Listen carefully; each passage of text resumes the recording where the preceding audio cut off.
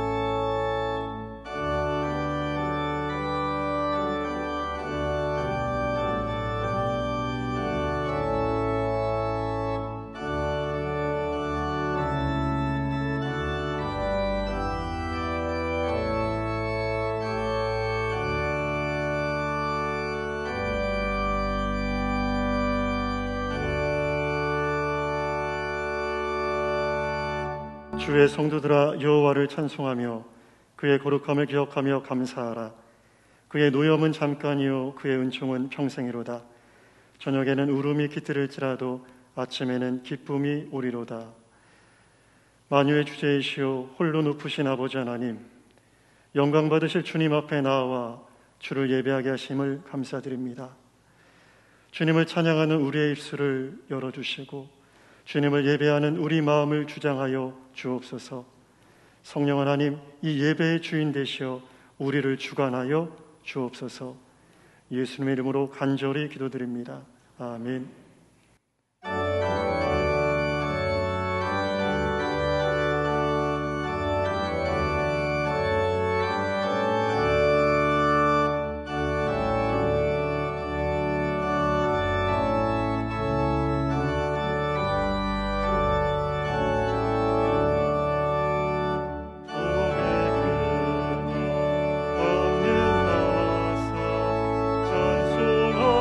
찬송하게 하소서.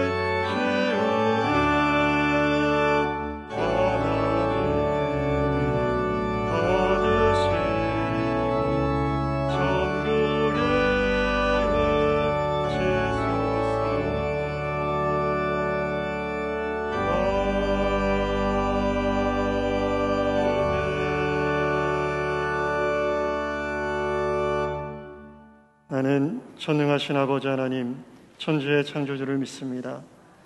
나는 그의 유일하신 아들, 우리 주 예수 그리스도를 믿습니다. 그는 성령으로 잉태되어 동정녀 마리아에게서 나시고 본디오 빌라도에게 고난을 받아 십자가에 못 박혀 죽으시고 장사된 지 사흘 만에 죽은 자 가운데서 다시 살아나셨으며 하늘에 오르시어 전능하신 아버지 하나님 우편에 앉아 계시다가 거기로부터 살아있는 자와 죽은 자를 심판하러 오십니다. 나는 성령을 믿으며 거룩한 공교회와 성도의 교제와 죄를 용서받는 것과 몸의 부활과 영생을 믿습니다. 아멘. 모든 생명의 창조주 되시며 역사의 주인이신 아버지 하나님, 애국의 달 둘째 주일에 예배자로 인도하여 주시니 감사드립니다. 산천 초목의 푸르름이 더 짙어가는 계절에 우리 성도들이 코로나 시대를 겪으면서 그동안 지치고 곤고한 삶을 살고 있습니다. 하나님께서 몸과 마음을 지켜주시고 회복시켜 주시길 간절히 기도합니다. 우리 성도들이 손으로 행하는 모든 일을 하나님의 강한 손과 능하신 팔로 견고하게 붙잡아 주시고 축복하여 주옵소서. 세상에는 수많은 사건 속에 상상하기 힘든 일들이 벌어지며 코로나 전염병으로 인한 전파력은 대재앙으로 온 지구촌이 큰 고통을 겪고 있습니다. 나를 사랑하고 내 계명을 지키는 자에게는 천대까지 은혜를 베푸신다고 약속하신 하나님, 이 땅의 교회들마저 십계명을 저버리고 있어 우리가 겪고 있는 것인가 되돌아보며 지켜 행하지 못한 허물과 죄를 회개하오니 하나님 긍휼히 여기사 용서하여 주옵소서. 만물의 마지막이 가까이 왔으니 그러므로 너희는 정신을 차리고 근신하라는 주님의 말씀에 시험에 들지 않게 깨어 기도하는 저희들 되게 하여 주옵소서. 우리의 외모를 보지 않으시고 중심을 보시는 하나님, 주님 다시 오실 때까지 진정으로 거룩하게 살기 원합니다. 진실되게 하나님 마음에 합당한 사람으로 살기 원합니다. 진심으로 주님 닮아가는 신자 되기 원하오니 우리의 발걸음을 생명의 길로 인도하여 주옵소서. 아버지 하나님, 나라와 민족 한국교회를 사랑하여 주옵소서. 신앙이 애국이요 애국이 신앙이라는 정신으로 나라와 민족을 구원하기 위해 자신의 땀과 피와 눈물을 쏟아내고 환난과 핍박 속에 신앙의 정절을 지키며 모든 것을 바쳐 순교한 믿음의 선조들이 있었기 때문에 한국교회가 있는 줄 믿고 감사드립니다. 일용할 양식이 떨어지면 금식하고 잠잘 자리 없으면 예배당에 나와 눈물로 철야하며 모이면 기도하고 흩어지면 전도하면서 가난한 이웃을 찾아 섬긴 한국교회가 부흥하여 하나님이 땅끝까지 전도하라고 세계 열방을 향해 선교하라고 물질의 축복도 주신 대한민국입니다. 지금의 한국교회는 거룩성을 잃어 세상으로부터 질타를 받고 있는데 선한 목자의 역할을 감당해야 할 교회 지도자들이 깨어있지 못하고 안일함에 빠져 성도들이 길을 잃어 방황하며 울고 있는 그 소리를 듣지도 못하고 찾아 나서지도 않으면서 아버지 집에서는 하나님과 돈을 겸하여 사랑하고 섬기는 물질 만능주의가 성도들을 실족시키며 청년들은 교회를 떠나고 교회 학교는 점점 사라지고 있는 것이 한국교회가 위기로 가고 있는 모습입니다. 하나님, 이 땅의 교회를 긍휼히 여기사 회개의 눈물을 주옵소서. 돌이키는 회개의 영을 부어 주옵소서. 통의 자복의 눈물, 가슴을 치는 애통의 눈물, 신실한 하나님의 백성들이 울며 쏟아내는 그 눈물을 주님이 다 받아주시어서 한국교회를 살려 주옵소서. 예수 십자가의 피 흘린 복음이 선포되는 한국교회가 세상을 향하여 주님의 사랑과 은혜를 흘러보내는 깨끗한 통로가 되어 나라와 민족을 살리는 유일한 희망이 되게 하여 주옵소서. 오늘도 교회학교 각 부서마다 드려지는 예배를 축복하여 주시고 교육자, 교사들이 주님의 심정으로 한 영혼 한 영혼을 품는 그 사랑이 나라와 민족, 통일 한국을 이끌어갈 모세와 같은 지도자도 나오게 하시고 우리의 모든 자녀들이 이 땅에서 필요한 사람으로 귀하게 쓰임받는 자들로 하나님 축복하여 주옵소서. 오늘도 위로부터 주시는 하나님의 귀한 말씀 선포하는 담임 목사님을 강건하게 붙들어 주시고 우리의 심령의 단비가 되어 몸과 마음이 지쳐서 힘들어하고 있는 성도들에게 회복의 은혜로 일어설 수 있도록 하나님 은총 내려 주옵소서. 기도와 믿음과 정성으로 찬양을 준비하여 하나님께 영광 올려드립니다. 그 헌신의 찬양을 흠양하여 주옵소서. 거룩하시고 거룩하신 예수 그리스도의 이름으로 기도드립니다. 아멘.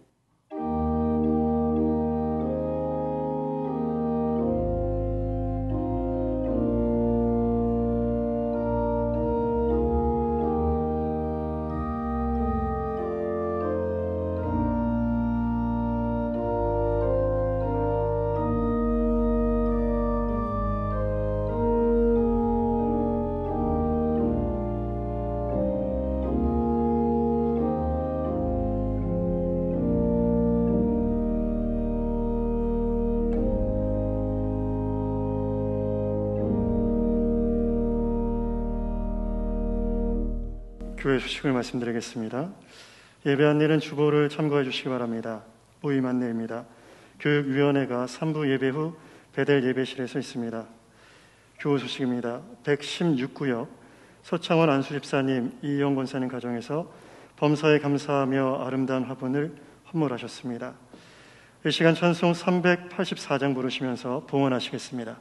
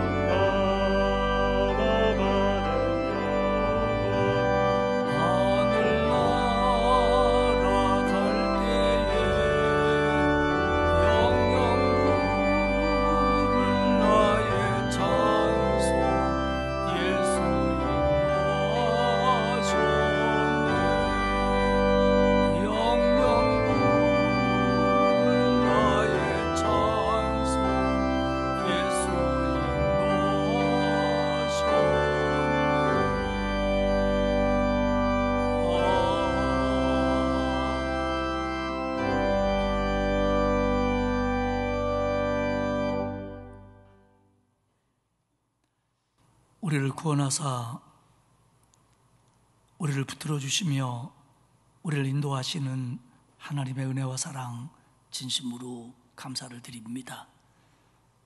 더운 날씨 속에서 코로나19 속에서 우리를 지켜주셨고 보호하여 주시다가 오늘 거룩한 주일을 우리에게 허락하사 하나님 앞에 나와 그리고 가정에서 예배드릴 수 있도록 불러주셨으니 고맙습니다. 우리의 예배가 우리의 진심을 담는 예배가 되게 하시고 하나님의 긍휼을 구하는 예배가 되게 하시고 하나님의 회복과 치유와 은혜를 기대하는 그런 예배가 될 수 있도록 우리를 이끌어 주옵소서. 구원의 감격과 감사한 일들을 모아 하나님 앞에 예배하며 예물을 드리오니 아버지여 연락하여 주옵소서. 주일헌금을 드립니다. 감사 예물을 드립니다. 드린 삶이 복되게 하시어서 이 땅을 살면서 더 많은 감사를 체험하도록 복을 내려 주옵소서. 하나님, 10의 1조를 구별하여 드리는 가정들이 있습니다. 하나님 받으시고 약속하신 축복을 내려주시되 평안하게 하시고 건강하게 하시고 응답받게 하시고 형통하게 하옵소서. 구제헌금, 장학헌금, 국내외 선교헌금을 드립니다. 이물질이 쓰여지고 보내질 때에 하나님의 사랑을 우리 교회가 전할 수 있도록 도와주시고 특별히 농어촌 미자립교회, 도시개척교회, 기독교 기관, 해외에 나가 있는 선교사님들에게 위로가 되고 격려가 되고 힘이 되는 물질 그리고 함께 가는 기도 되게 해 주옵소서. 오늘 아름다운 꽃꽂이 예물을 드린 집사님의 가정을 축복하셔서 가족들이 건강하게 하시고 손대하는 일에 복을 받게 하시고 자녀들의 앞길을 하나님이 환하게 책임져 주옵소서. 한결같은 믿음으로 기도 제목을 가지고 선언금을 드리는 간절한 마음들이 싸우니 하나님이 또한 받으시고 응답하여 주옵소서. 아버지 하나님, 우리의 모든 것들이 하나님의 손에 있음을 압니다. 하나님, 온 세상을 코로나로부터 고쳐주시고 이 백성을 긍휼히 여기사 영적인 자유함과 일상의 회복을 누릴 수 있도록 하나님 도와 주옵소서. 특별히 우리 교회에 연로하신 어른들을 붙들어 주시어서 이 코로나 때에도 강건하게 하시고 하늘의 소망으로 하루하루의 삶이 감사와 기쁨이 연속될 수 있도록 도와 주옵소서. 하나님, 우리 교회에 병약한 성도들이 많습니다. 부상당하고 입원 중이고 요양원에 있고 치료 중이고 특별히 암과 투병하고 있는 성도들이 있사오니 하나님 긍휼히 여기사 주님의 신유의 은혜를 내려주시어서 치유받고 강건함을 얻도록 도와 주옵소서. 성도들의 직장과 사업에 복을 주시어서 형통하도록 하시고 우리의 자녀들을 영육간에 환하게 이끌어 주시되 특별히 교회학교 자녀들에게 말씀으로 내일을 열어가게 하옵소서. 하나님, 이번 한 주간을 살아갈 때에도 저희들이 주의 길을 배워 하나님의 인도하심을 따라 의의 길을 걷게 하시고 특별히 더위와 코로나19 속에서 우리 성도들 안전하도록 하나님의 방패와 보호막이 되어 주옵소서. 이 예배를 통하여 새 힘 얻기를 원하오며 예수님의 이름으로 기도드리옵나이다. 아멘.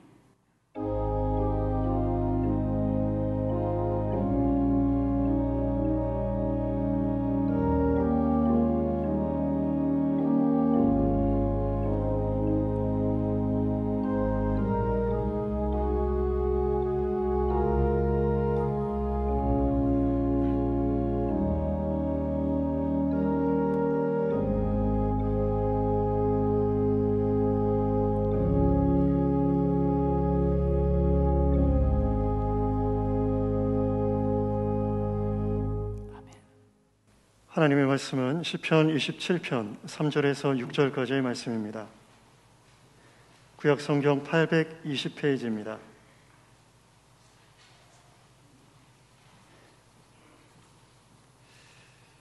봉독하겠습니다. 군대가 나를 대적하여 진칠지라도 내 마음이 두렵지 아니하며 전쟁이 일어나 나를 치려할지라도 나는 여전히 태연하리로다. 내가 여호와께 바라는 한 가지 일, 그것을 구하리니 곧 내가 내 평생에 여호와의 집에 살면서 여호와의 아름다움을 바라보며 그의 성전에서 사모하는 그것이라. 여호와께서 환난 날에 나를 그의 초막 속에 비밀히 지키시고 그의 장막 은밀한 곳에 나를 숨기시며 높은 바위 위에 두시리로다. 이제 내 머리가 나를 둘러싼 내 원수 위에 들리리니 내가 그의 장막에서 즐거운 제사를 드리겠고 노래하며 여호와를 찬송하리로다. 아멘. 이용찬 안수 집사님의 주는 나의 빛 찬양 후에 담임 목사님께서 너는 여호와를 기다리라는 제목으로 말씀 증거하시겠습니다.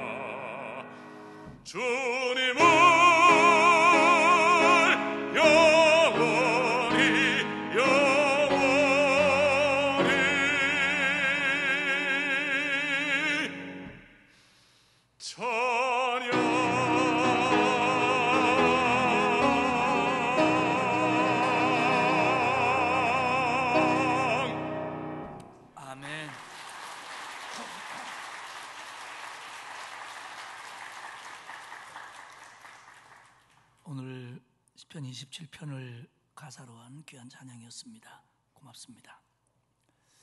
시편은 그 내용이 크게 어렵지 않을 뿐만 아니라 우리에게 익숙하고 친근한 언어로 쓰여져 있습니다. 비교적 구약임에도 불구하고 이해하기 쉽고 격려받고 힘을 얻는데 아주 적절한 말씀입니다. 우리가 시편을 통해서 은혜를 받는 데는 그 한 절 한 절 말씀만 붙들어도 큰 위로가 되고 격려가 되고 힘이 됩니다. 우리가 지금까지 살펴본 말씀들 중에서도요, 시편 23편 1절을 보면 여호와는 나의 목자시니 내게 부족함이 없으리로다. 이 한 귀절이 얼마나 많은 하나님의 백성들에게 힘이 되고 그리고 평안을 주었는지 모릅니다. 또한 시편 18편 1절을 보면요, 나의 힘이신 여호와여 내가 주를 사랑하나이다. 이 말씀을 붙들고 하나님의 자녀들이 많은 힘을 얻었습니다. 그런가 하면 시편 20편 2절에 보면 성소에서 너를 도와주시고 시온에서 너를 붙드시며, 지난 시간에 봤던 시편 25편 1절을 보면 여호와여 나의 영혼이 주를 우러러보나이다. 이 말씀의 의미가 뭐라고 그랬죠? 지치고 땅을 향한 내 마음과 영혼을 주님께로 끌어올립니다, 들어올립니다 라고 하는 의미라고 말씀을 드렸습니다. 그런가 하면 올해 우리 교회에 주신 말씀인 시편 121편 7절의 말씀을 보면 여호와께서 너를 지켜 모든 환난을 면하게 하시며 또 내 영혼을 지키시리로다. 그 한 구절 말씀들만 가지고도 우리가 얼마든지 은혜 받고 힘을 얻을 수 있는 그런 귀한 말씀들입니다. 거기에다가 그 시편들이 쓰여진 배경, 그리고 그 시편이 갖고 있는 성격들을 알고 이해하면 더 큰 은혜와 힘이 됩니다. 오늘 이 시편 27편은 다윗의 시편으로 우리에게 알려져 있습니다. 그 성격을 분류할 때 두 가지 정도로 이야기가 됩니다. 하나는 왕과 관련된 제의적인 시편이라는 겁니다. 다시 말하면 왕과 관련된 예배에 사용됐던 시편이다, 이런 주장입니다. 다윗 왕이 왕의 입장에서 지은 시편인데 나중에는 이것이 왕의 즉위식이나 왕의 즉위 기념식에 사용되었다라는 성서학자들의 주장입니다. 3절에 나와 있는 군대, 전쟁 같은 용어들이 뒷받침을 하고요, 특별히 10절에 보면 내 부모는 나를 버렸으나 여호와는 나를 영접하시리이다. 내 부모는 나를 버렸으나 여호와는 나를 영접하시리이다. 굉장히 좀 해석하기 어려운 구절로 뽑히는데요, 그냥 글자 그대로 보면 마치 다윗의 부모가 다윗을 버린 거 아닌가, 이런 뉘앙스를 갖습니다. 근데 그게 아니고 왕으로 즉위함에 있어서 지금까지 인간적인 혈육관계의 권위보다 이제 왕의 진짜 권위는 하나님이십니다를 선언하는 왕의 즉위식의 용어였다, 이렇게 성서학자들이 보는 겁니다. 두 번째 견해는 이것이 이제 전통적인 견해인데요, 다윗이 곤고한 중에 하나님의 요청을 구하는 시편이다, 이렇게 봅니다. 2절에 표현한 것처럼 악인들과 원수들이 마치 야수가 먹잇거리를 삼키려고 달려들듯이 시인을 위협하는 상황에서 다윗은 하나님이 자신을 보호하고 지켜줄 것을 확신하면서 두려워하지 않는 믿음의 고백을 하는 확신의 시다, 그리고 기도의 시다, 이렇게 이해를 합니다. 아마도 이 시편이 나중에는 왕의 즉위와 관련된 시편으로 사용되었을 수 있을 겁니다. 하지만 이 시가 처음에 쓰여질 때의 동기나 성격은 환난 중에서 하나님의 도움을 간절히 구하는 기도의 시고 확신의 시로 이해하면 될 것 같습니다. 요즘도 유대교에서는 이 시편 27편을 경외의 날들이라고 하는 기간에 회당에서 낭송을 매일 한다고 합니다. 경외의 날들, 유대인의 달력으로 신년을 가리키는 티시리월 1일에서 10일까지 열흘 동안 이 규절을 읽는다는 겁니다. 이때가 경외의 날들이고 참회의 열흘입니다. 티시리월 10일이 대속죄일입니다. 그러니까 그만큼 유대교에서도 의미 있는 시편으로 받아들이는 성경이다, 이렇게 해석을 하면 될 것 같습니다. 다윗이 환난당할 때 썼다면 그러면 그때가 언제일까라는 의문을 갖습니다. 정확하게 이때다, 요때다 이렇게 말할 수는 없지만 아마도 아들 압살롬이 반란을 일으켜서 다윗이 궁궐에서 쫓겨나 광야로 피신되었을 때였을 것으로 봅니다. 아니면 어떤 전쟁에 임했는데 그 전쟁에서 다윗이 지금 굉장히 열세에 있고 위험에 처해 있는 겁니다. 아마 그때 지었을 거다, 그렇게 봅니다. 사실 그 외에도 다윗에게는 어려운 때가 참 많았습니다. 다윗은 우리가 알고 있는 것처럼 베들레헴 출신의 목동이었습니다. 그러다가 이스라엘의 두 번째 왕이 된 사람입니다. 베들레헴, 그 당시는 굉장히 시골 마을입니다. 근데 이스라엘의 두 번째 왕이 됐어요. 그리고 하나님이 다윗을 평가하기를 다윗은 내 마음에 합한 사람이다 라고 평가할 정도로 하나님 앞에 인정을 받은 사람입니다. 그러니까 영적으로나 정치적으로나 세상적으로나 성공한 사람이고 승리한 사람이 다윗입니다. 하지만 다윗의 생애가 늘 평탄하거나 평안하기만은 하지 않았습니다. 매일매일 즐거움의 연속은 아니었습니다. 다윗에게 어려움이 많았고요. 그리고 환난과 고난이 계속되었습니다. 다윗은 그때마다 고민했고요. 힘들었고요. 고통받았습니다. 죽을 고비를 넘긴 것도 한두 번이 아닙니다. 그런데 다윗은 이 모든 것들을 견디고 이겨냈습니다. 견디고 이겨냈습니다. 우리가 은혜 받고 있는 다윗의 시편들을 보면 대부분 다윗이 이런 고난의 때에 쓰여진 시편들이 대부분입니다. 다윗은 그런 고난들을 통하여 그의 영성이 깊어졌고 하나님을 의지하는 확신이 커졌고 그리고 기도가 더 간절해졌습니다. 다윗이 이런 고비 때마다 이겨낼 수 있었던 비결은 다윗은 힘들 때마다 하나님께 피했습니다. 그리고 하나님은 기꺼이 다윗의 힘이 되어줬습니다. 다윗은 이것으로 이겨냈고 이것으로 한평생을 살았습니다. 어려울 때마다 하나님을 의지하고 하나님께 피하고 하나님은 다윗을 도와주고 이것으로 그의 인생을 이겨냈다는 겁니다. 오늘 시편 27편의 일부분을 읽었습니다마는 전체를 쫙 읽어보면 전편 속의 다윗은 확신과 꿋꿋함으로 가득합니다. 환난이 오고 지금 고난이 왔는데요, 전혀 비겁하지 않습니다. 비굴하지도 않습니다. 대단히 확신에 차 있습니다. 대단히 꿋꿋합니다. 그런데 이 꿋꿋함이 좋아, 내가 한번 해볼게요. 내가 좀 강한 의지로 이겨낼게요. 어떻게든지 내가 버틸게요. 이게 아닙니다. 이 꿋꿋함은 어디서 오는 거냐면 내가 이럴수록 하나님을 의지해야지. 내가 이럴수록 하나님께 기도해야지.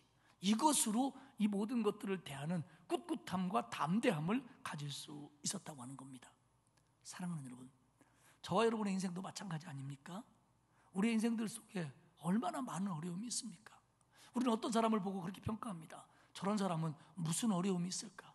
나도 저 사람 같았으면 좋겠다. 이렇게 말할 수 있을 거예요. 그런데 들여다보면 그분에게도 어려움과 아픔이 말할 수 없을 만큼 많습니다. 이게 우리 인생입니다. 어렵고요, 문제가 있고요, 고통이 있고요, 갈등이 있고요. 그래서 두렵고요, 실패하기도 하고요, 아프기도 합니다. 이게 많아요. 연속입니다. 전쟁터 같은 세상을 우리는 지금 살고 있습니다. 사랑하는 여러분, 이런 어려움과 이런 고통 속에 살아가는 우리의 삶 속에서 우리가 가져야 될 믿음, 우리가 가져야 될 확신, 우리가 드려야 될 기도, 우리가 불러야 될 노래가 오늘 시편 27편 속에 들어 있습니다. 27편은 두 개의 단락으로 나눌 수 있는데요, 앞부분은 1절에서 6절까지인데 확신입니다. 뒷부분은 7절에서 마지막 14절까지인데 기도입니다. 특이한 것은 1절에서 6절까지 이 앞부분 확신에서는요, 다윗이 하나님을 3인칭으로 부르며 확신합니다. 그런데 7절에서 14절까지의 기도 부분에서는 다윗은 하나님을 2인칭으로 직접 부르면서 간절히 간구하고 있습니다. 물론 시적인 표현일 수 있지만 그만큼 더 간절한 마음을 표현하고 있다, 이렇게 볼 수 있습니다. 이런 전예들을 가지고 우리 오늘 본문을 좀 살펴보도록 하겠습니다. 첫 번째 앞부분 단락인 확신입니다. 1절을 봅시다. 여호와는 나의 빛이요 나의 구원이시니 내가 누구를 두려워하리요. 여호와는 내 생명의 능력이시니 내가 누구를 무서워하리요. 지금 이 1절에서 나타난 상황만 보더라도요, 다윗의 형편은, 상황은 대단히 두려운 상황입니다. 대단히 무서워할 만한 처지입니다. 그런데 자기는 이런 형편 속에서 나는 누구도 두려워하지 않고 어떤 것도 무서워하지 않겠다, 이렇게 말합니다. 이게 압살롬의 반란 때 지어졌다면 지금 다윗 왕은 왕위를 쫓겨나 광야에 피신 중입니다. 그리고 압살롬의 추종자들은 다윗을 죽이려고 혈안이 되어서 지금 다윗을 쫓고 있습니다. 다윗이 다시 왕권이 회복된다는 보장이 없습니다. 심지어는 다윗의 추종자들까지도 그 일에 부정적인 생각을 갖고 있는 사람이 있을 정도입니다. 이게 전쟁 중이었다면 지금 다윗의 군대는 대단히 밀리고 있습니다. 이스라엘의 군대 사령관은 다윗 왕입니다. 그러면 군대를 이끌고 하나님의 백성이고 자기가 사랑하는 백성인 그 군대를 이끌고 전쟁에 임했어요. 왕은 그들을 지켜야 될 의무가 있는 겁니다. 그런데 왕은 지금 자기의 목숨도 그들의 안전도 보장해 줄 수 없는 상황이 되었어요, 지금. 그런데 다윗은 확신합니다. 나는 아무도 두려워하지 않겠다. 누구도 무서워하지 않겠다. 내가 누구를 두려워하리요? 내가 누구를 무서워하리요? 난 두렵지 않다. 난 무섭지 않다. 그렇다면 우리가 똑같은 다윗이 어디서 이런 확신이 나오는 걸까요? 도대체 어떤 생각을 갖고 있기에 이런 확신을 할 수 있는 걸까요? 그 앞부분에 나옵니다. 여호와가 하나님이 나의 빛이시오, 하나님이 나의 구원이시오, 하나님이 내 생명의 능력이기 때문이다. 사랑하는 여러분, 여호와는 나의 빛이요. 여기서 빛은 어둠의 반대말이죠. 어둠이 저주와 슬픔, 멸망의 상징이라면 빛은 긍정적이며 선한 모든 것들을 포함합니다. 생명, 구원, 승리, 축복, 기쁨, 즉 어둠을 쫓아내는 수단이 빛입니다. 그 어둠은 원수일 수도 있고 전쟁에서의 어려운 상황일 수도 있습니다. 이런 어두움들을 하나님이 빛이 되어서 몰아내 줄 거라는 겁니다. 이 단어가, 이 빛이라는 단어가 군사적인 용어로 사용될 때는 전쟁의 위험에서 벗어날 때 쓰여지는 단어입니다. 그러니까 하나님이 나의 빛이기 때문에 자기는 두려워하지 않겠다는 겁니다. 그리고 여호와는 나의 구원이시니, 여기서 이 구원은 우리가 생각하는 구원을 포함하여 승리, 구출이라는 뜻입니다. 모든 해악에서 건져주는 게 구원입니다. 은유적으로는 군사적인 상황에서 적의 무기나 적의 군대의 숫자와 상관없이 이기게 하시는 하나님의 능력을 상징할 때 이 단어를 씁니다. 저들이 많습니다. 저들이 뛰어납니다. 하지만 그래도 하나님이 우리를 이기게 해주신다 라는 걸 표현할 때 여호와는 나의 구원이시다 라고 전쟁에서 썼습니다. 그런가 하면 여호와는 내 생명의 능력이라고 고백합니다. 여기서 능력, 이 단어는 다른 곳에서는 피난처 혹은 요새에서 파생된 단어입니다. 그러니까 하나님은 자기의 생명을 안전하게 지켜주는 보호처라는 겁니다. 직역을 하면 요새화된 튼튼한 장소다, 이런 뜻입니다. 하나님이 하나님의 백성을 지키시는 요새이고 산성이시기 때문에 내가 믿음으로 그 산성에 들어갈 때 나는 하나님의 보호를 받기 때문에 나는 두렵지 않고 나는 무섭지 않다라는 겁니다. 이게 다윗의 확신입니다. 내가 누구를 무서워하리요? 내가 왜 공포에 떨리요? 그런데 지금 다윗의 상황은 아무리 봐도 객관적으로 볼 때 두렵고 떨리는 상황입니다. 2절에 보면요, 악인들이 내 살을 먹으려고 내게로 왔으나, 이런 표현을 씁니다. 악인들이 내 살을 먹으려고 나를 공격한다는 겁니다. 이 표현은 살을 먹는다라고 하는 이 표현은 어떤 거냐면, 독수리같이 그 강한 새가 지금 부상당해 쓰러져 있거나 아니면 죽어서 시체가 된 고기를 뜯어먹으려고 내려오는 상황입니다. 독수리의 그 날카로운 눈으로 멀리서 보니까 저거 지금 아무런 대책이 없는 거예요. 그래서 가서 뜯어먹거나 잡아채려고 달려드는 게 뭐냐면 내 살을 먹으려고 오는 겁니다. 그러면 지금 부상을 당한 짐승이나 죽은 입장에서 볼 때는 이거는 무방비입니다. 무대책입니다. 그 독수리가 달려들어오는데 피할 수가 없어요. 막을 수가 없어요. 이게 뭐냐면 내 살을 먹으려고 달려드는 상황입니다. 지금 다윗 상황이 이렇다는 겁니다. 이게 안 두렵겠습니까, 여러분? 지금 저기서 내려오고 있는데 나를 뜯으려고. 그런데 뭐라고 얘기하냐면, 나의 원수들인 그들이 실족하여 넘어졌도다. 그런데 그때 넘어지는 것은, 그때 실패하는 것은 내가 아니라 바로 그들이었습니다. 이게 다윗의 고백입니다. 3절도 같은 의미입니다. 군대가 나를 대적하여 진칠지라도 내 마음이 두렵지 아니하며 전쟁이 일어나 나를 치료할지라도 나는 여전히 태연하리로다. 군대가 전쟁을 일으켜서 나를 포위하고 나를 죽이고 나를 잡는 것을 가장 중요한 타겟으로 여기고 나에게 공격해온들라도 나는 평소처럼 태평하게 근심하지 않겠다라는 게 다윗의 확신입니다. 어떻게 해요? 다시 앞으로 돌아가는 겁니다. 하나님이 나의 빛이고 하나님이 나의 구원이고 하나님이 나의 피난처이시기 때문에 그렇다는 겁니다. 사랑하는 여러분, 우리가 믿음이 약해지면요 두려움이 생깁니다. 두려움이 생기면요 적을 더 크게 보이게 만듭니다. 그리고 두려움이 생기면 나를 훨씬 더 약하게 평가하게 됩니다. 그러니까 나는 무기력하고 이길 수가 없는 거예요. 사랑하는 여러분, 하나님에 대한 강한 신뢰와 하나님의 능력에 대한 강한 확신만이 나를 강하게 만들어주며 담대하게 만들어준다는 걸 믿으시기를 축복합니다. 정말 누군가가 나를 살을 먹으려고 달려드는 것 같은 어려운 상황이라고 할지라도 하나님이 나와 함께 하심을 믿고 담대하게 여호와는 나의 빛이요 나의 구원이요 나의 생명의 능력이니 내가 누구를 무서워하리요 내가 누구를 두려워하리요 노래하는 저와 여러분이 될 수 있기를 주님의 이름으로 축복합니다. 4절과 6절도 확신인데요, 이제 확신의 진술이 초점이 바뀝니다. 이 부분이 굉장히 중요한데요, 피터 크레이기는 뭐라고 얘기하냐면 여기서 다윗은 구약 성경에서 그 유래를 찾아볼 수 없을 정도로 한 가지 목적에 집념하고 있는 정신을 표현한다, 이렇게 말합니다.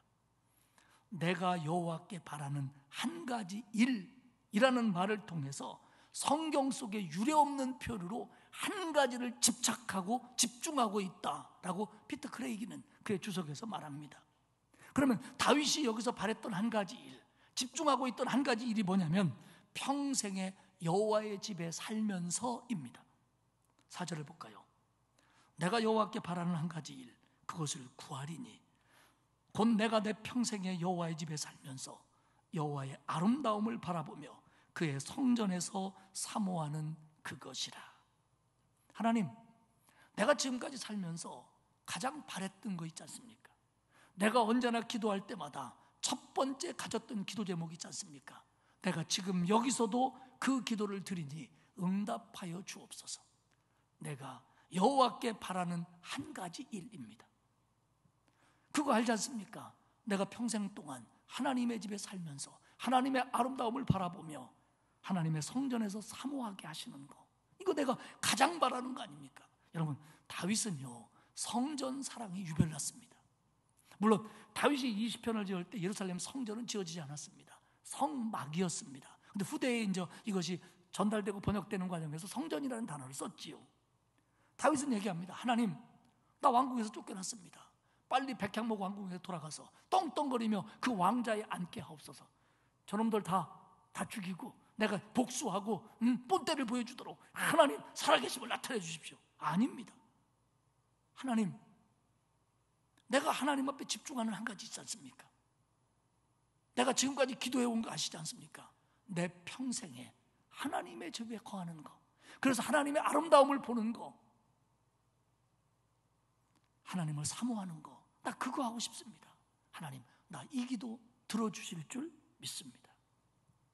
다윗은 알고 있습니다. 그가 하나님의 집에 살게 되면 두 가지를 얻는 겁니다. 하나는 아름다움을 보는 겁니다. 하나님의 아름다움을 보는 겁니다. 여기서 하나님의 아름다움은 하나님의 임재 속에서 다윗에게 드리는 탁월한 은총입니다.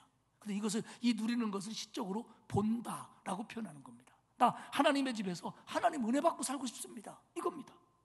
두 번째는 하나님의 성전에서 사모하게 된다는 표현입니다. 사모하다, 사랑한다 같은 정서적인 표현 같지만 이 말의 원뜻은 찾다, 묻다, 문의하다입니다. 다시 말하면 기도하다입니다. 하나님을 사모해서 하나님의 뜻을 존중해서 내가 하나님 앞에 묻고 그거 응답받고 살고 싶습니다. 이게 내가 바라는 한 가지입니다. 하나님의 집에 살면서 하나님한테 은혜 받고 하나님한테 묻고 하나님이 인도하는 대로 살아가는 거, 이게 내가 바라는 한 가지고, 내가 지금 이 쫓긴 데서도 죽음의 위협 속에서도 내가 회복되기를 원하는 것이 바로 이겁니다. 그렇게 하실 줄 믿습니다 라고 다윗은 확신하고 있습니다. 그 확신은 5절에 이렇게 이어집니다. 여호와께서 환난 날에 나를 그의 초막의 비밀이 지키시고 그의 장막 은밀한 곳에 나를 숨기시며 높은 바위 위에 두시리로다. 다윗은 알고 있습니다. 내가 하나님의 집에 평생 살면, 내가 하나님의 곁에 평생 살면 나의 안전도 보장된다는 걸 다윗은 알고 있는 겁니다. 환난의 날에, 재앙의 날에, 원수들이 공격해오는 순간에도, 남들은 다 이제 다윗은 끝났다고 말하는 그때에도 하나님은 나를 비밀히 지켜주시고 은밀한 곳에 나를 숨겨줄 줄 믿고 있는 겁니다. 비밀이 은밀한 곳에, 적이 찾지 못하는 곳에, 적이 찾아낼 수 없는 안전한 곳입니다. 높은 바위 위에 두시리로다. 적의 손이 안 닿는 곳입니다. 손이 미치지 않는 곳입니다. 즉 은밀한 곳에 숨기든지 높은 곳에 올려놓든지 아무리 환난 날에도 적이 나를 해하지 못하도록 하나님이 지켜주실 줄 믿습니다. 그리고 6절은 이렇게 확신합니다. 이제 내 머리가 나를 둘러싼 내 원수 위에 들리리니 내가 그의 장막에서 즐거운 제사를 드리겠고 노래하며 여호와를 찬송하리로다. 내 머리가 나의 원수들, 그 원수들은 나를 둘러싼 원수들이에요. 다윗 끝났다 하는 그 원수들 사이에서 내 머리가 들리리니, 승리의 얘기인데요. 우리가요 힘이 빠지고 좌절하고 실패하면 머리가 땅으로 떨어집니다. 여러분 혼날 때 머리 드는 사람 있습니까? 뒤지게 맞습니다. 다 머리 숙일 수밖에 없어요. 힘 빠지면 머리가 땅으로 내려가요. 그런데 이기면 머리가 들리는 겁니다. 하나님이 다윗의 머리를 들게 해주겠다는 겁니다. 힘을 주고 승리하게 해서 다윗을 세워주겠다는 겁니다. 그렇게 하실 줄 믿는 겁니다. 지금 쫓기고 있는데, 지금 지고 있는데, 그래서 내가 그의 장막에서 즐거운 제사를 드리겠고 노래하며 여호와를 찬송하리로다. 하나님이 나를 승리하게 하셔서 하나님의 집에 돌아가서 기쁨으로 큰 소리로 하나님 앞에 예배하며 찬송하며 기도하게 하실 줄 믿습니다. 하나님이 나를 이기게 하셔서 저것들 다 물리치고 왕의 자리부터 앉게 하실 줄 믿습니다. 아닙니다. 나 돌아가서 하나님 앞에 예배하게 하실 줄 믿습니다. 사랑하는 여러분, 성도는요 어려우면 어려울수록, 고난이 오면 고난이 올수록 하나님을 찾아야 됩니다. 살아있는 신앙이 뭡니까? 고난당하지 않는 신앙이 아닙니다. 어려움이 없는 신앙이 아닙니다. 고난이 오고 어려움이 오지만 그때 하나님께 목 놓아 부르짖는 신앙이 살아있는 신앙이라는 걸 아시기를 축복합니다. 언제 어디서나 그래야 됩니다. 광야에서도 그래야 되고 고난 중에도 그래야 됩니다. 근데 특별히 하나님의 집, 공적인 예배의 자리에 나와서 그러는 게 맞습니다. 우리가요 예배를 드리고 기도하고 찬양하는 곳은 어디여나 어디서도 가능합니다. 어디여도 됩니다. 하지만 할 수만 있으면 하나님의 집에 나와서 찬양하고 기도하고 예배하는 게 맞습니다. 우리가요 요즘 코로나19이다 보니까 어쩔 수 없이 뭐 인원 제한도 있고 또 뭐 기저질환도 있고 또 일하는 것 때문에도 그렇고 가정에서 온라인으로 예배 드리는 분들 많습니다. 이해합니다. 또 온라인 드리면서도 하나님 앞에 예배 잘 드리는 분 계실 수도 있어요. 그런데요 이건 아닙니다. 편해서요, 편해서 집에서 예배 드리면 안 됩니다. 여러분 그냥 그냥 그래서요, 이거 아닙니다. 정말 우리가 여러 가지 직장 관계나 일 관계나 자녀나 또 몸이 약하다든지 또 제한이 있다든지 이래서 가정에서 온라인 예배 드리는 건 괜찮습니다. 그런데 그냥 온라인 예배 드리다 보니까 이게 편하네요? 이건 아닙니다. 여러분 제가요 독감으로 주일날 한번 교회 못 왔잖아요. 집에서 혼자 온라인으로 예배를 드렸어요. 텔레비 화면으로 잡아가지고. 나 그날 넥타이 안 맸다? 그리고 솔직히 고백하는데요, 이 텔레비 화면을 보면서 온라인으로 예배 드리는데요, 제가요 해찰도 좀 했습니다. 이쪽도 보고 이쪽도 보고 소파에 떡 앉아가지고, 소파에 떡하니 앉아가지고, 떡하니는 제 이름입니다만은, 왜냐면요, 저도 여러분도 이런 연약성들이 있는 사람이에요. 정말 우리가 예배당에 나와서 1시간 예배에 집중하는 거와 가정에서 온라인으로 들으면서 예배에 집중하는 것에 보통의 경우, 특별한 분은 다릅니다만 보편적인 경우 차이가 있습니다. 우리 처음에 코로나 와가지고 아무도 교회 못 올 때, 교역자들만 드리고 장로님들만 와가지고 온라인으로만 예배 드릴 때 우리 얼마나 간절했습니까? 교회 갈 수만 있게 되면 내가 교회 가서 예배 드려야지. 이게 얼마나 귀한 줄 알았는데 요새는 집에서 드리는 게 편한 줄 알고 있어요. 다른 걸 깨달은 거예요. 여러분, 분명히 온라인으로 드릴 수밖에 없다는 형편을 제가 압니다. 또 거기서도 은혜 받았다고 뭐 저한테 카톡도 보내고 그런 분들도 있어요. 하지만 원칙은 하나님의 집에 나와서 평생 예배하는 게 원칙이라는 걸 아시기를 축복합니다. 그리고 여러분, 그런 기도 제목 가지세요. 하나님, 내 평생을 살면서 하나님의 집에 나와 예배하며 하나님의 아름다움을 바라보고 하나님께 묻고 하나님이 기뻐하시는 길을 걷는 삶을 평생 걷게 해주십시오가 저와 여러분의 첫 번째 기도 제목이 되기를 축복합니다. 왜냐하면 그 기도 제목 속에는 따라오는 게 있어요. 그게 뭐냐? 건강이고요, 평안이고요, 승리이고요, 응답이고요, 축복이고, 이것이 그 안에 포함되어 있어요. 저와 여러분이 그런 확신과 그런 기도의 소유자들이 되기를 주님의 이름으로 축복합니다. 두 번째 부분은 간구입니다.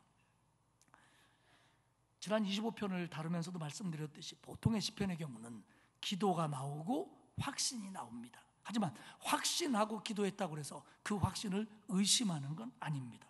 오히려 확신하기 때문에 그 확신한 기도를 하나님 앞에 더 확신하기 위해서 드리는 간절한 기도다, 그렇게 봐야 됩니다.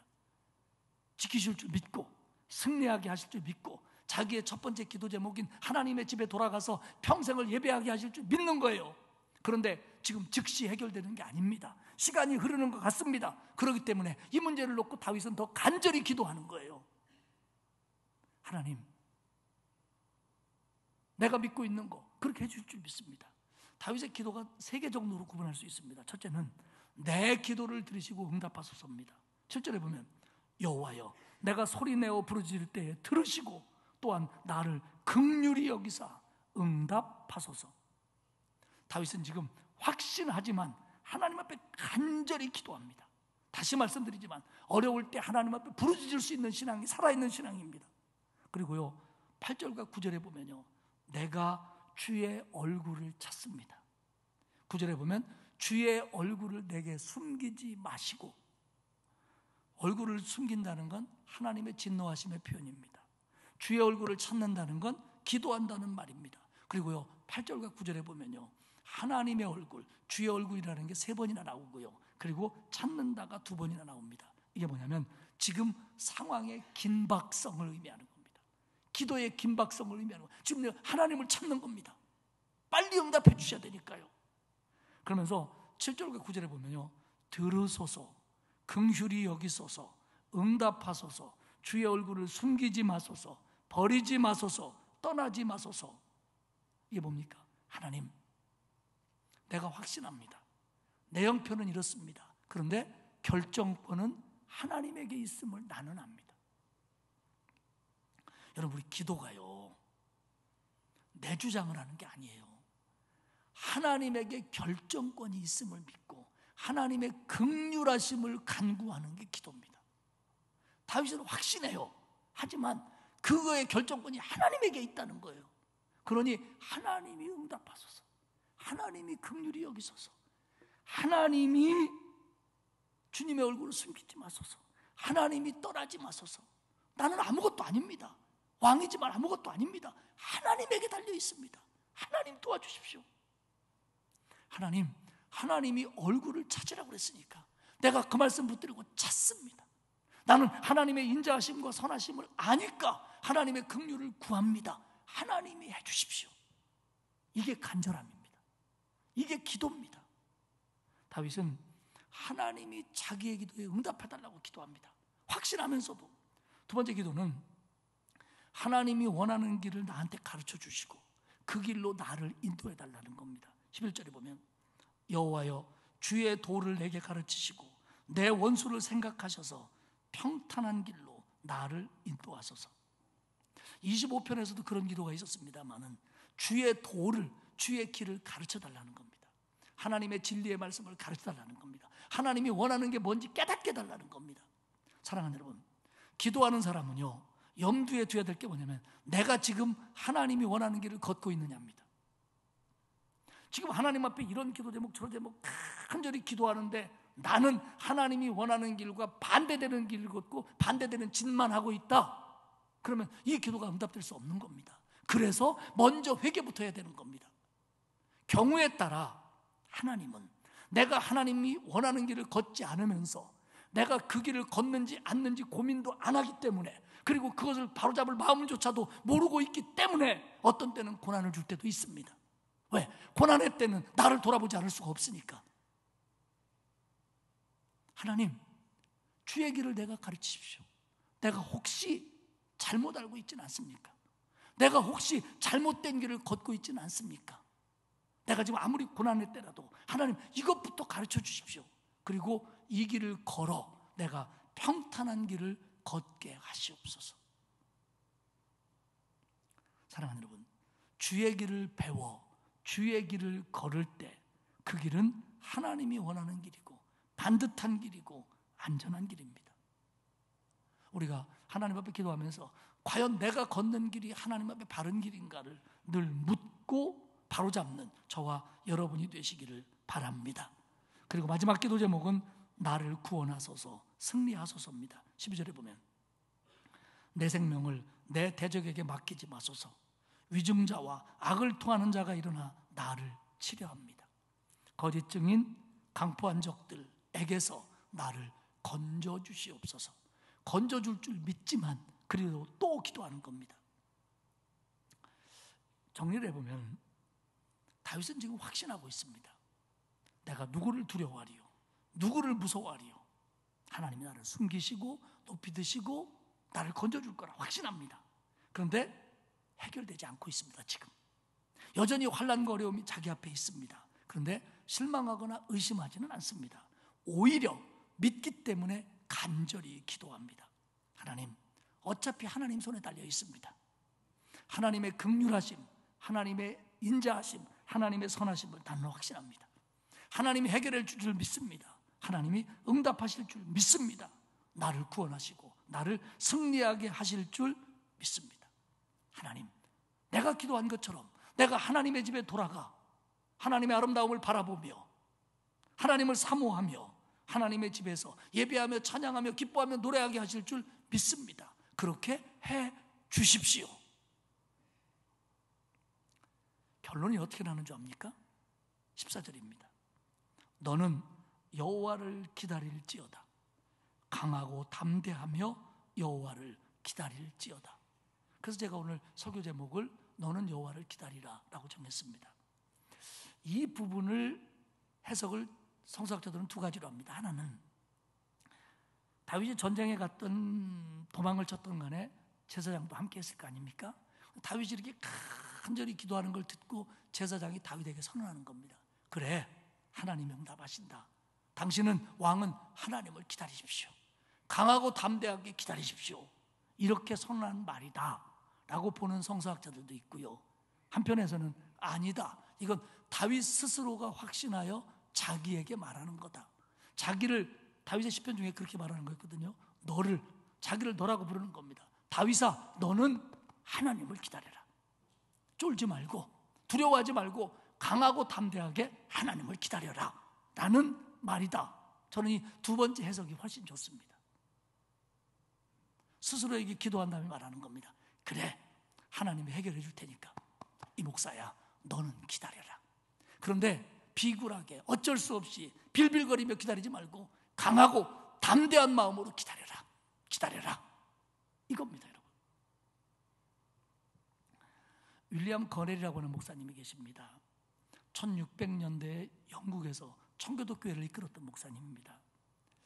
저서도 여러 권이 있는데요, 그분이 이런 얘기를 해요. 신실한 기도는 절대로 길을 잃은 적이 없다. 어떤 기도는 다른 기도보다 항해 시간이 오래 걸리지만 결국에는 풍성한 응답을 가지고 돌아온다. 그래서 기도하는 성도는 응답을 기다림으로 승리자가 된다. 그는 기도를 긴 항해로 봤습니다. 어떤 항해는 다른 배의 항해보다 오래 걸리는 항해라는 거예요. 근데 그 배가 돌아올 때는 더 많은 것들을 싣고 돌아온다는 거예요. 그래서 성도의 승리는 응답 때문에도 승리하지만 그 응답을 기다리고 있기 때문에 승리자가 된다는 겁니다. 여러분, 오늘 다윗이 패배자 같아 보입니까? 지금 다윗 돌아가지 못했어요. 여전히 두려움 가운데 있어요. 그런데 다윗의 시편을 보면서 어찌 이 사람이 패배자 같습니까? 승리자 아닙니까? 여호와를 기다려라. 강하고 담대하게 여호와를 기다려라. 결국 하나님의 응답을 믿고 기다리는 것이 신앙의 승리라는 겁니다. 저와 여러분이 그런 승리자가 되기를 축복합니다. 여러분, 우리 살면서 염려하고 근심하고 두렵게 하고 좌절하게 하는 게 얼마나 많습니까?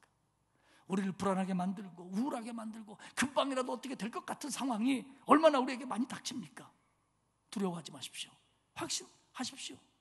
기도하고 확신하고, 그리고 기도하며 또 기다리십시오.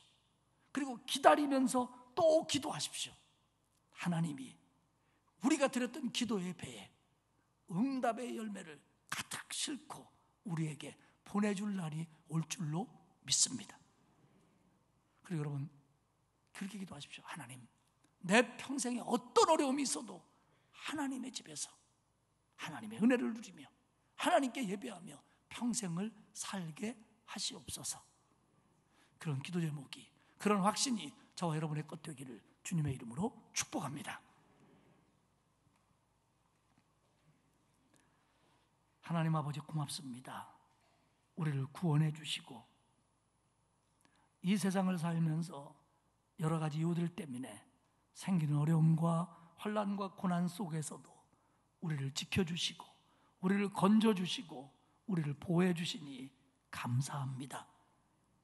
지금 우리의 삶 속에 어려움이 있을지라도, 또 앞으로 어떤 어려움이 찾아올지라도 나의 빛 되시며 나의 구원 되시며 내 생명의 능력이 되시는 하나님을 믿고 내 평생 하나님의 집에서 여호와의 아름다움을 바라보며 주를 사모하며 살게 하실 줄 믿고, 예배하며 찬송하며 기도하며 헌신하며 살게 하실 줄 믿고 기도하며 기다리는 모든 성도들이 되도록 은혜를 내려 주옵소서.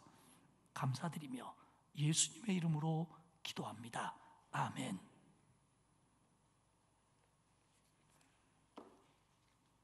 (400장) 찬송하겠습니다. 나를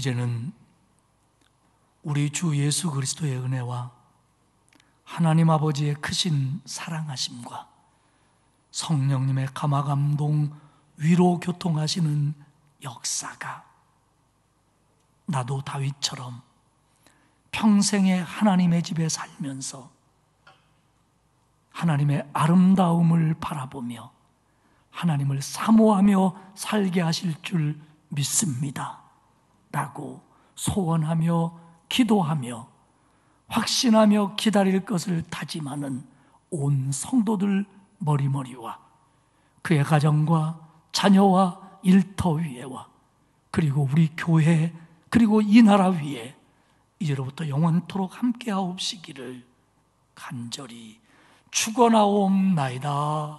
아멘.